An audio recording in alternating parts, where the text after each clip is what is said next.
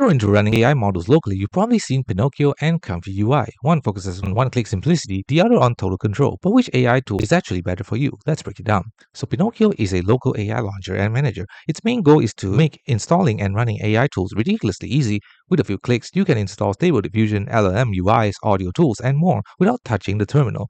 Some of its features: one-click install for many popular AI apps, automatic dependency handling like Python, CUDA, and models, and unified interface for launching different AI tools.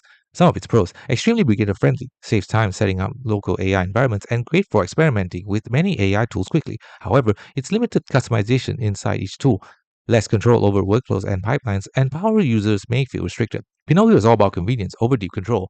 ComfyUI is a node-based interface mainly used for stable diffusion and image generation. Instead of buttons and presets, you build visual workflows using nodes, giving you full control over how images are generated. Some of its features: node-based workflow system, advanced control over models, samplers, and pipelines, and highly extensible with custom nodes. Some of its pros: maximum flexibility and precision, ideal for advanced users and complex workflows, and extremely powerful for fine-tuning image generation.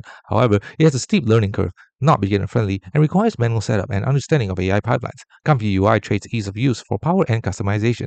So which one is better? Here's the simple answer. Choose Pinokio if you want fast, easy to access AI tools with minimal setup, perfect for beginners and casual users. Choose ComfyUI if you want full control and advanced workflows, especially for AI image generation. In reality, many users use both: Pinokio to install and manage tools easily, and ComfyUI when they need serious control. Thanks for watching. Don't forget to like and subscribe for more videos.